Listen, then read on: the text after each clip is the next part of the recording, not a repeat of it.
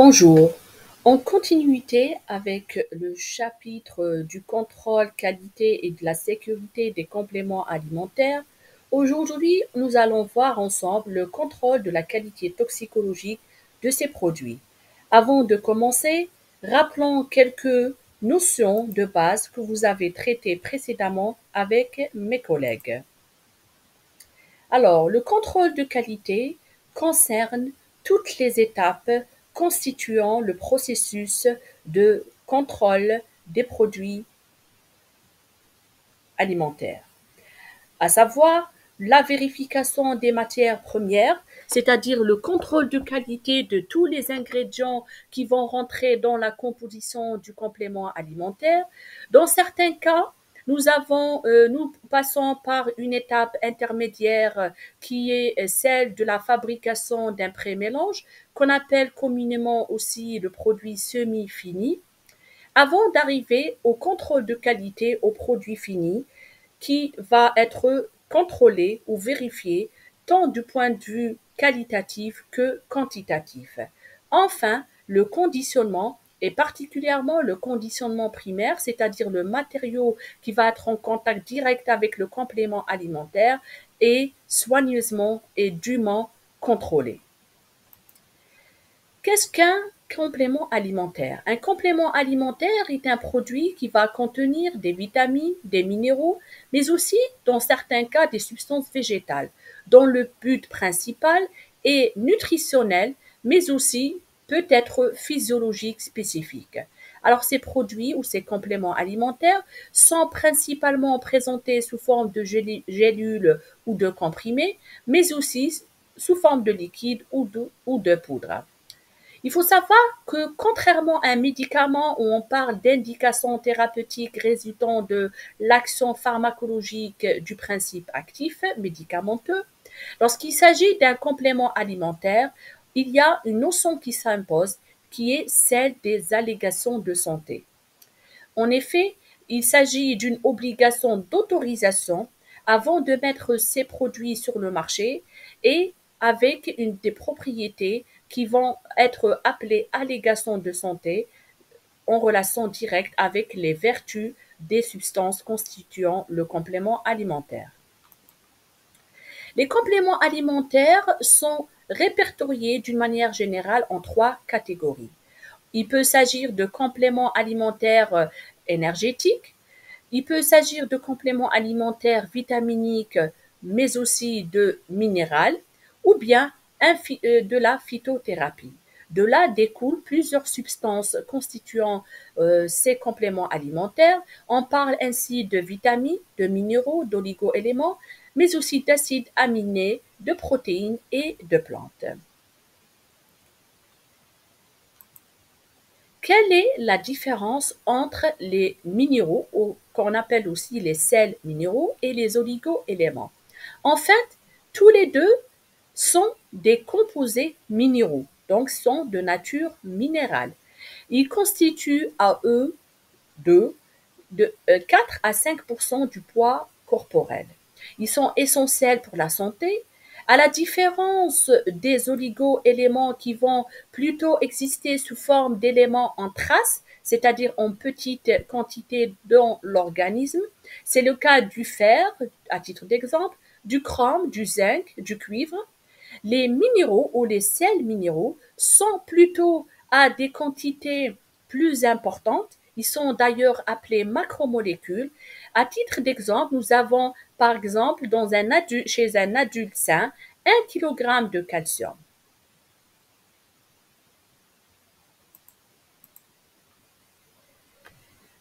Lorsqu'il s'agit du contrôle de qualité toxicologique des compléments alimentaires, nous parlons plutôt d'une évaluation toxicologique. Cette évaluation toxicologique peut s'effectuer en amont de la fabrication ou la mise en marché sur le marché du produit, comme elle peut se faire en aval de sa mise sur le marché. Alors, comme vous le savez, les étapes qui viennent en amont de sa fabrication passent par tout d'abord la conception, Ensuite, sa transposition industrielle, c'est-à-dire à l'échelle industrielle, comment nous allons le fabriquer, et sa formulation. Et là, donc pendant et après la formulation, comme nous l'avions déjà cité, il y a une panoplie de vérifications qu'il faut faire au niveau des matières premières, au niveau du produit semi-fini si c'est applicable, du produit fini, mais aussi au niveau des matériaux du conditionnement.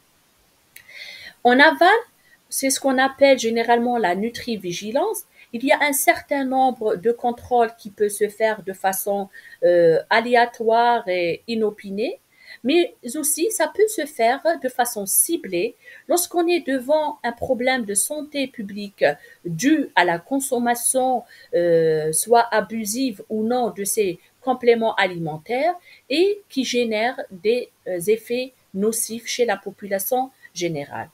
Tous ces contrôles-là avec sont à but ultime qui est de répondre aux exigences spécifiques et générales légales. Lorsqu'on est devant une évaluation toxicologique ciblée, c'est-à-dire suite à un problème de santé publique, dans ce cas, on passe par un certain nombre d'étapes analytiques et documentaires de contrôle. Tout d'abord, on réceptionne l'échantillon au niveau du laboratoire. Et ensuite, on passe à la revue de la demande de l'enquêteur pour savoir quelle est la démarche à suivre quant à ce contrôle toxicologique. Par la suite, nous effectuons une revue documentaire des textes applicables pour voir comment et à quel seuil nous devons vérifier la qualité toxicologique des compléments alimentaires. Il y a aussi lieu d'examiner l'étiquetage. En effet, il peut s'agir d'une discordance entre l'étiquetage et les textes législatifs. Par exemple, nous avons parlé d'allégations de santé. Si on trouve sur l'étiquetage la propriété de guérir une maladie, donc ça c'est une non-conformité.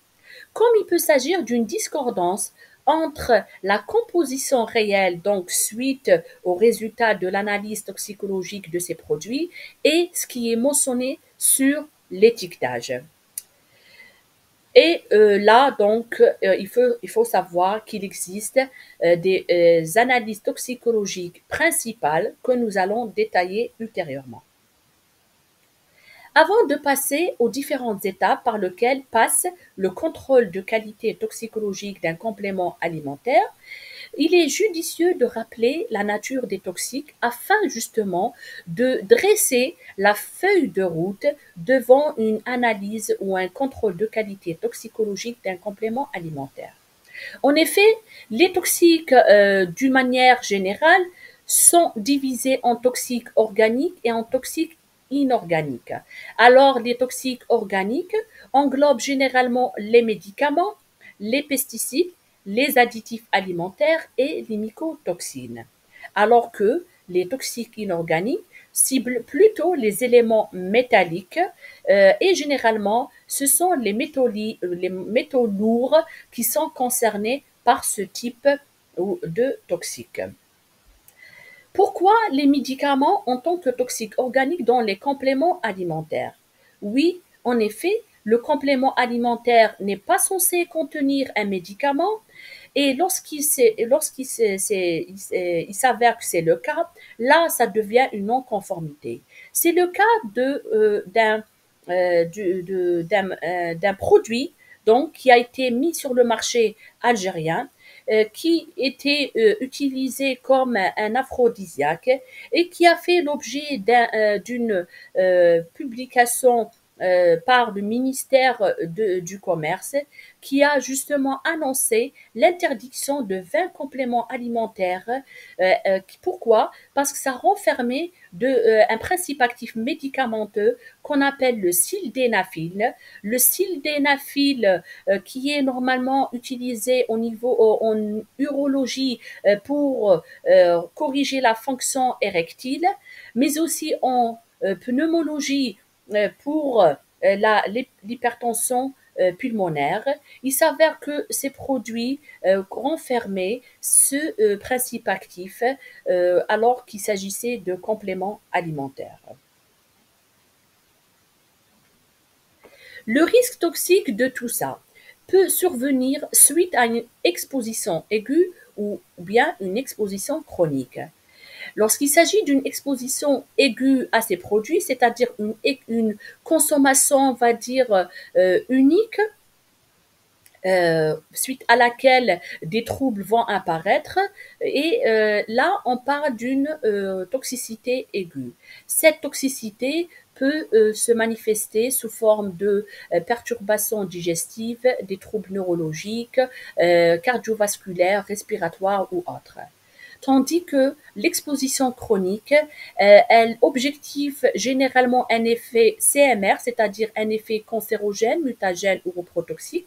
Dans certains cas, ça peut être un facteur aggravant ou déclenchant d'une maladie chronique qui peut aboutir malheureusement au décès.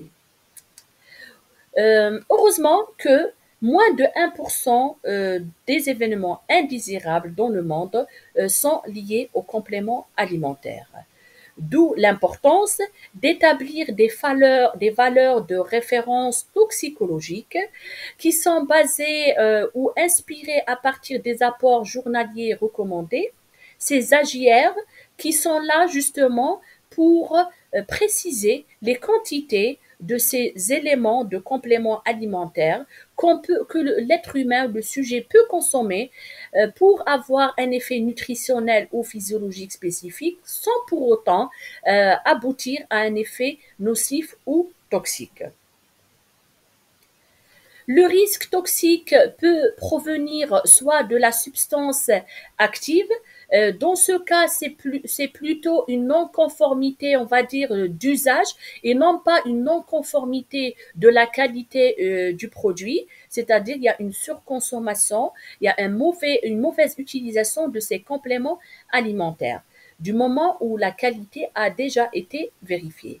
Par contre, lorsqu'il s'agit d'un risque toxique lié aux excipients, là, ça peut concerner des additifs alimentaires utilisés dans la formulation de ce complément alimentaire et qui sont interdits, soit pour leur effet CMR, donc ils sont cancérogènes, ou bien pour leur effet, par exemple, allergisant ou autre.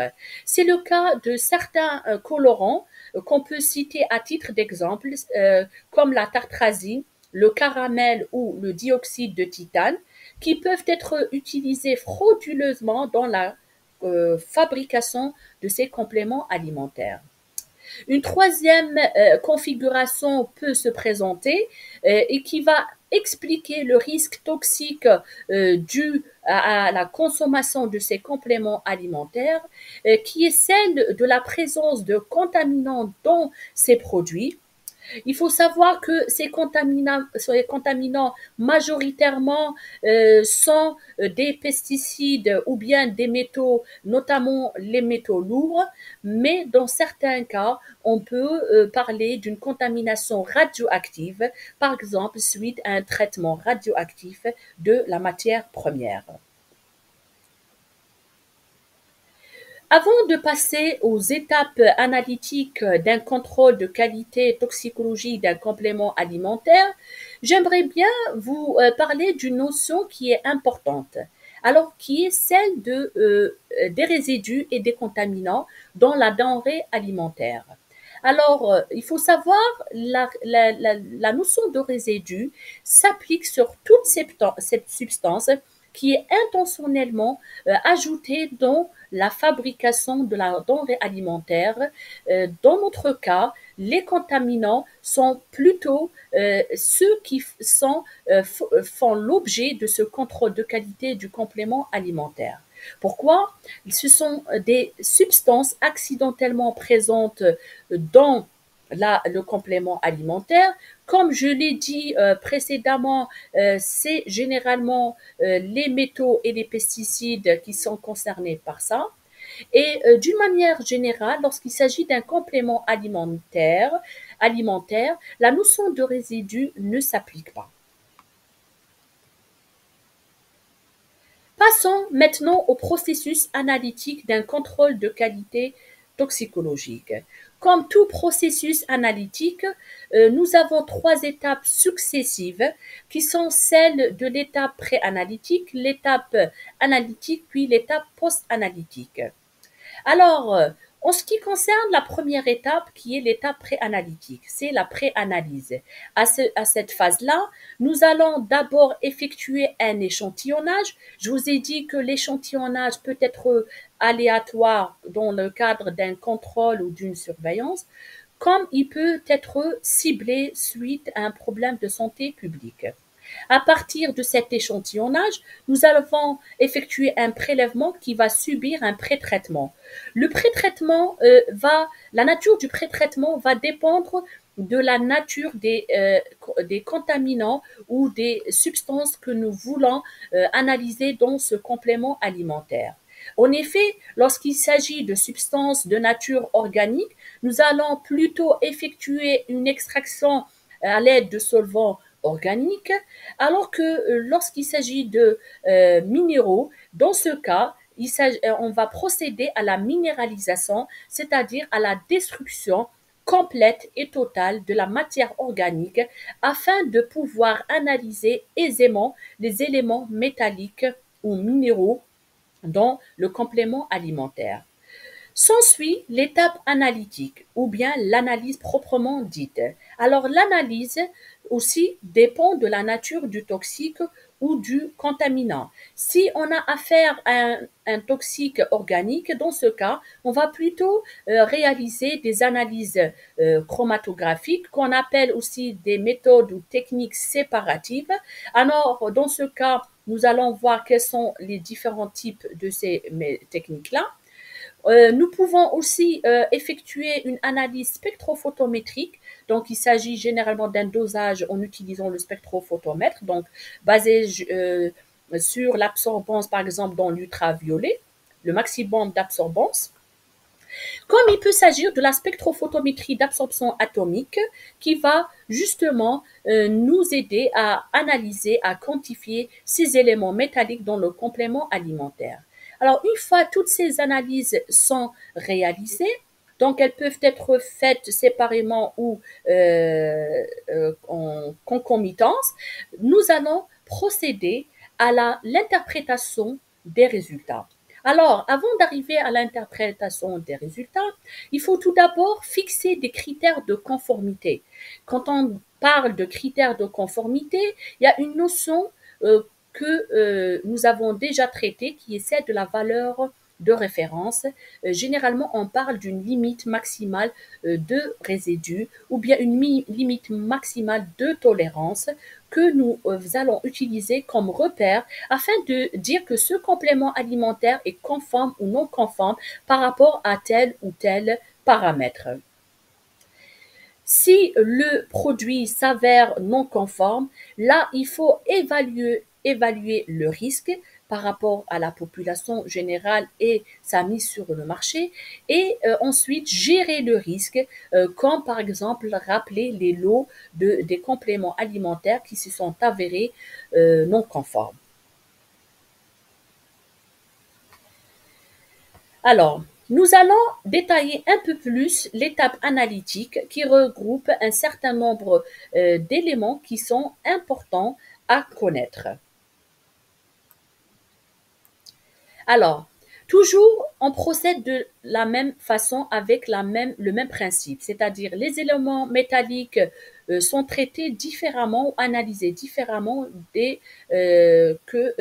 les toxiques organiques comme les pesticides.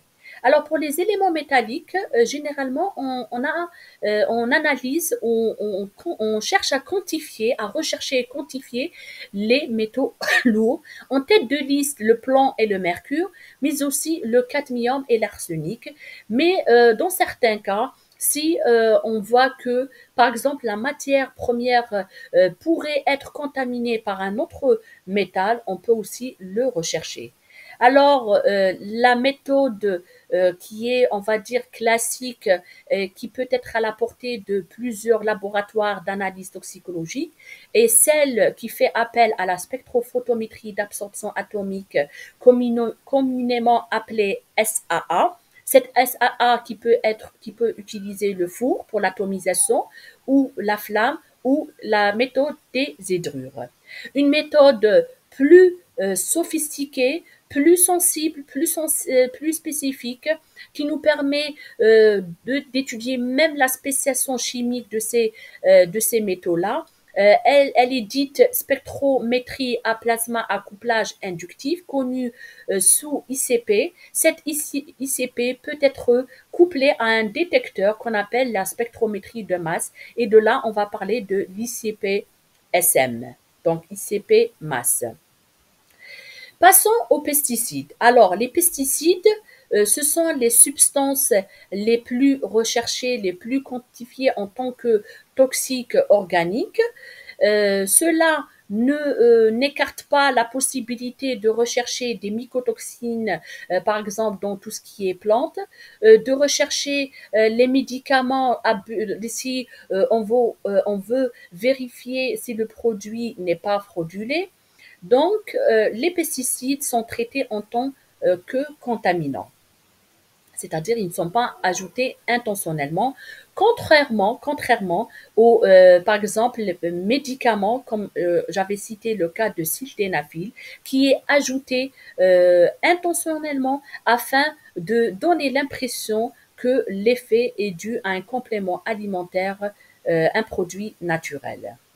Les pesticides, alors, il peut s'agir de polluants organiques persistants, dont les pesticides organochlorés. Il peut s'agir de pesticides organophosphorés ou autres pesticides. Alors, pour cela, nous faisons plutôt appel à la chromatographie, qui peut être en phase gazeuse, on parle de GC, elle est souvent couplée à la spectrométrie de masse, à la chromatographie liquide, qui peut être couplé à un détecteur UV avec une barrette de diode, ou à la spectrométrie de masse qui peut être simple ou en double.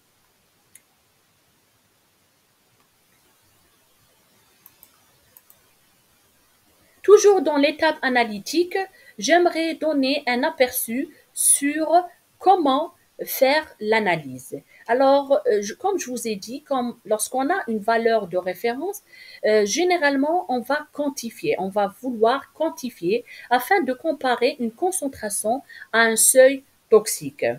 Alors, pour cela, il faut préparer une séquence d'analyse d'échantillons ou de solutions qui va comporter tout d'abord un blanc réactif, c'est-à-dire c'est une solution qui va renfermer tous les réactifs qu'on a utilisés dans la préparation de nos solutions de dosage. Un blanc matrice, c'est un blanc réactif qui, en plus des réactifs, va renfermer la matrice qu'on veut euh, quantifier. Avec 5 niveaux de concentration qui vont constituer notre droite d'étalonnage et 3 niveaux de validation qui vont être utilisés pour vérifier la qualité de notre droite d'étalonnage en évaluant la précision et l'exactitude de cette courbe. Et bien sûr, nous allons préparer une série d'échantillons renfermant l'extractome du complément alimentaire ou bien renfermant le minéralisa des compléments alimentaires selon ce qu'on veuille doser les éléments métalliques ou organiques. Voici comment se présente la séquence d'analyse. Donc,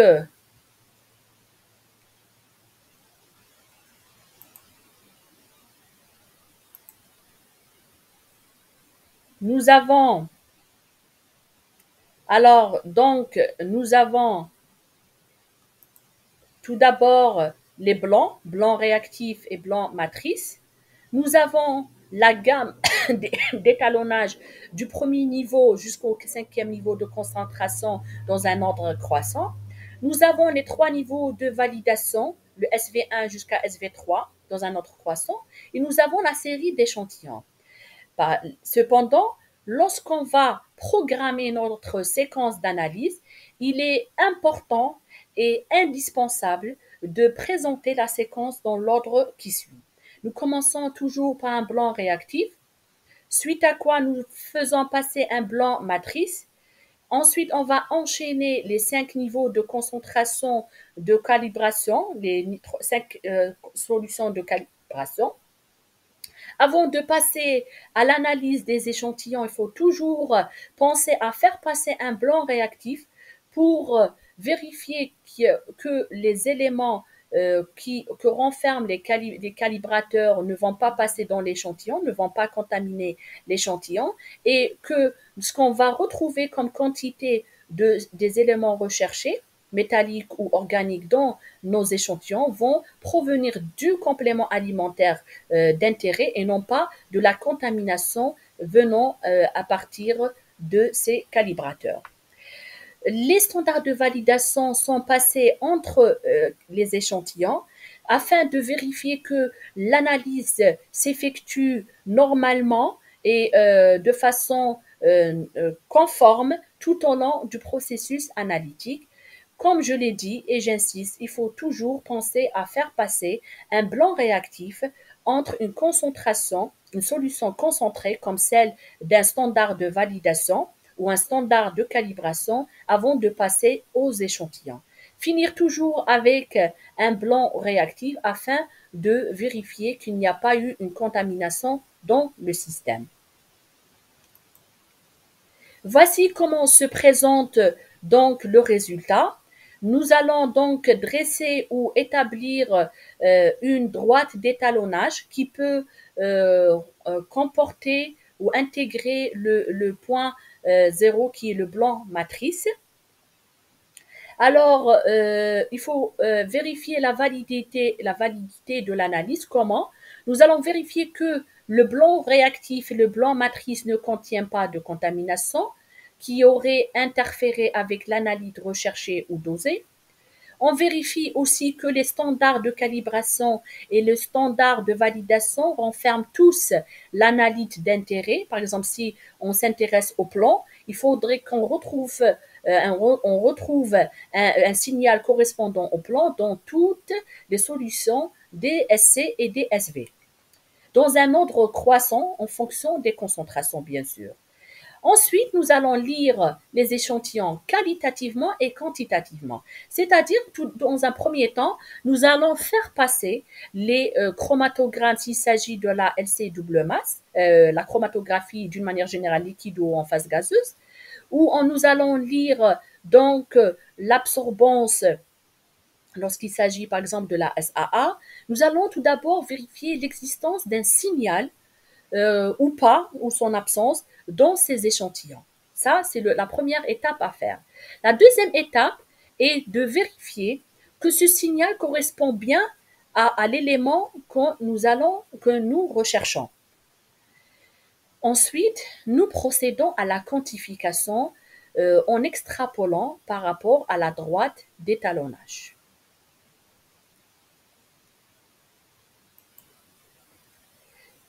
Une fois l'étape d'analyse est terminée, nous procédons donc à l'interprétation des résultats, à l'exploitation des résultats, ensuite leur interprétation. Alors, il faut, comme je l'ai dit, vérifier la conformité des échantillons. Ensuite, comment on va le vérifier? Qualitativement par présence ou absence, par rapport à un seuil. Généralement, le seuil peut être soit une limite de détection de la méthode, peut être un seuil réglementaire qualitatif. Voilà. Par contre, lorsqu'il s'agit d'une quantification, c'est le seuil de référence, généralement c'est le seuil toxique. Nous allons vérifier est-ce que les quantités retrouvées de ces éléments toxiques dans les compléments alimentaires sont inférieures, par exemple, à la limite maximale de résidus ou de contaminants. Une fois donc ceci est vérifié, nous allons superposer ce qu'on a trouvé comme résultat à la réglementation en vigueur. Voilà. Il faut savoir que dans le monde, on peut se référer au Codex Alimentarius qui englobe plusieurs comités spécialisés. Par exemple, on a le JECFA qui est spécialisé dans la réglementation des additifs alimentaires. On peut faire appel à la réglementation européenne, par exemple, qui fixe les teneurs maximales pour certains contaminants dans les denrées alimentaires d'une manière générale, c'est-à-dire c'est un règlement qui n'est pas spécifique aux compléments alimentaires, mais à la denrée alimentaire d'une manière générale, qui peut s'appliquer sur les compléments alimentaires. Si on prend l'exemple du cadmium, le règlement européen donc stipule qu'il ne faut pas dépasser le 1 mg par kilo, alors qu'il ne faut pas dépasser les 3 mg par kilo pour le plan. En Algérie, donc, selon, à ma connaissance, il existe un projet de loi qui concerne précisément et particulièrement les compléments alimentaires, a priori qui n'a pas encore vu le jour. Au niveau du site du ministère du Commerce, donc à ce jour, il n'existe pas un texte qui va s'intéresser spécialement aux compléments alimentaires. Par contre, nous pouvons retrouver des annexes, l'annexe 1, qui, par exemple, s'intéresse aux additifs alimentaires qu'on peut rajouter, entre autres, aux compléments alimentaires. Donc, l'annexe 1, elle concerne des additifs autorisés, l'annexe 2, des additifs interdits, et 3, ceux pour lesquels on n'a aucune décision, aucune réglementation n'a été encore fixée.